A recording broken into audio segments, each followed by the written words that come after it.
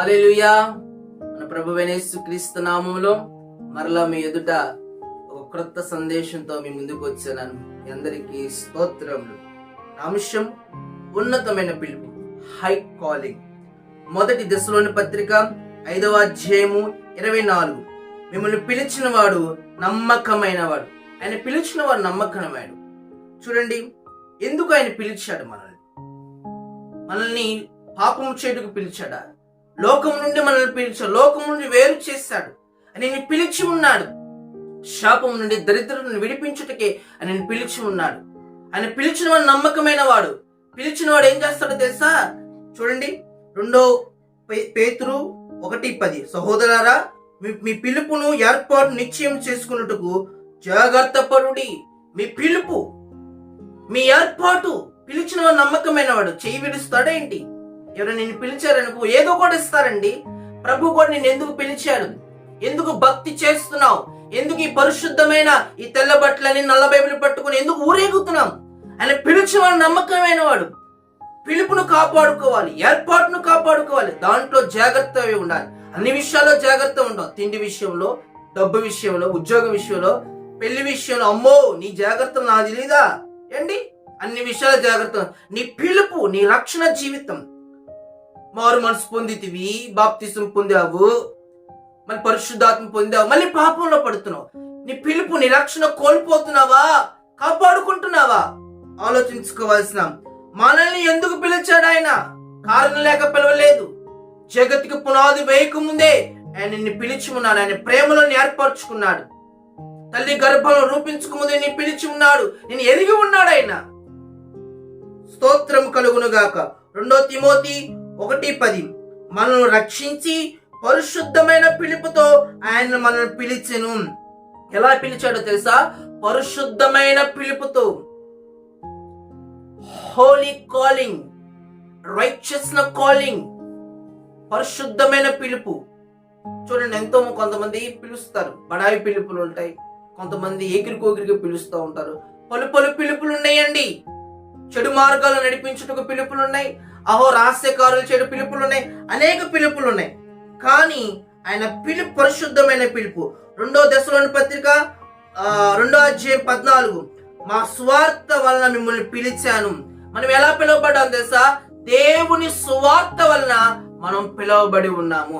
మనంతరకు మనకు రాల. క్రీస్తు ఎవరో మనకు తెలిసింది 2000 సంవత్సరాల క్రితమే. క్రీస్తు సువార్త మన భారతదేశంలో అడుగుపెట్టింది. బ్రిటిష్ వాళ్ళ ద్వారా రాలేదు. కావాలంటే వెళ్ళి మెడ్రాసులో చూసుకోండి, థామస్ మౌంట్ ఉంటుంది అక్కడ. ఆయన ద్వారా స్వార్థ వచ్చింది.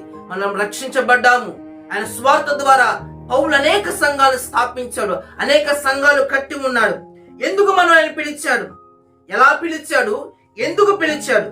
పరిశుద్ధంగా పిలిచాడు, స్వార్థ ద్వారా పిలిచాడు. ఎందుకు పిలిచాడు? Why have God called us. మొదటి దశలోని పత్రిక 4:7. పరిశుద్ధత, పరిశుద్ధులగుటకే దేవుడు మనల్ని పిలిచాను. ఎందుకు పిలిచాడండి? రోతలు, అదే జీవితాన్న మాయ జీవితం చేయడానికి పిలిచాడా? కొంతమంది చర్చికి వస్తారు కానీ పరిశుద్ధమైన జీవితం ఉండదు. ఆయన అన్యులు ఉన్నప్పుడు ఏ చేష్టలు అయితే ఉన్నాయో, అన్యులు ఉన్నప్పుడు ఏ క్రియలు అయితే ఉన్నాయో, సన్నిధికి వచ్చగా ఆ క్రియలే ఉన్నాయి. ఆయన మన పరిశుద్ధుల ఒకటికి పిలిచాడు. పాపంతో రాజీ పడే వాళ్ళం కాదు. మనం పాపంతో హత్తుకుపోయే వాళ్ళం కాదు. పరిశుద్ధతకు పోరాడే వాళ్ళం, పరిశుద్ధతకు ప్రాణం తీసుకునే వాళ్ళం, పరిశుద్ధతను హత్తుకునే వాళ్ళం, పరిశుద్ధతకి మనం జీవించే వాళ్ళం. అందుకే పరిశుద్ధులని పౌలు అనేక పత్రికలు రాస్తా ఉంటాడు. మన పరిశుద్ధుల ఒకటికే పిలిచి ఉన్నాడు. పాపంతో, శాపంతో ఉండుటకు ఆయన పిలవలేదు. 2వది, సమాధానం ఇవ్వటకు ఆయన పిలిచి ఉన్నాడు. మొదటి, పరిశుద్ధత జీవించుటకు ఆయన పిలిచి ఉన్నాడు. చూడండి, కొలస్సీ 3:15. క్రీస్తు అనుగ్రహించు సమాధానం మీ హృదయాల్లో ఏలునివ్వడి. ఇందుకొరకే మీ ఒక్కొక్క శరీరాన్ని పిలిచి ఉన్నాడు. సన్నిధికి వస్తున్నాం. సమాధానం ఉందా? ఆనందం ఉందా నీ జీవితంలో? ప్రభు నమ్ముకున్నాను కానీ శోధనలు ఉన్నాయండి. ప్రభు నమ్ముకున్నా కానీ కష్టాలు ఉన్నాయండి. ప్రభు నమ్ముకుంటే శోధనలు వస్తాయి, కానీ దాంట్లో సమాధానం ఉంటుంది.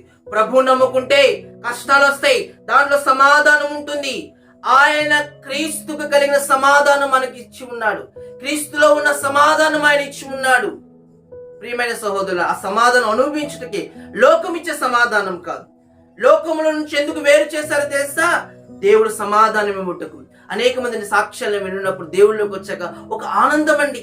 అప్పుడు ఆస్తులు సంపాదించిన ఇప్పుడు కాస్త ఏ పూటకు ఆ పూటకి సంపాదించుకున్నప్పటికీ కూడా దాంట్లో సమాధానం ఉందండి.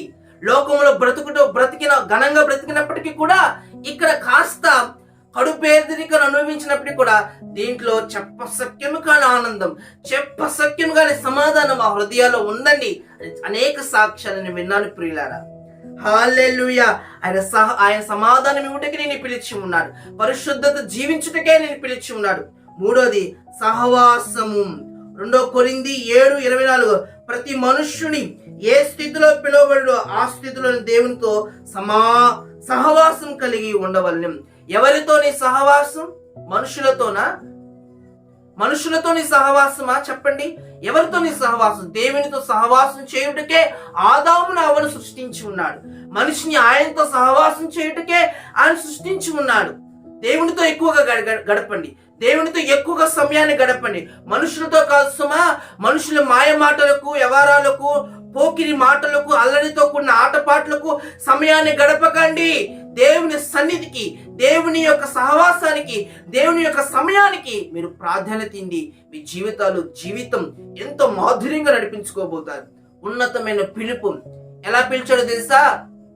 పరిశుద్ధంగా, స్వార్థంగా పిలిచి ఉన్నాడు. ఎందుకు పిలిచాడో తెలుసా? సహవాసానికి, పరిశుద్ధమైన జీవితానికి సమాధానం ఇవ్వటకు ఆయన పిలిచి ఉన్నాడు. ప్రభు మిమ్మల్ని ఆశీర్వదించి దీవించు.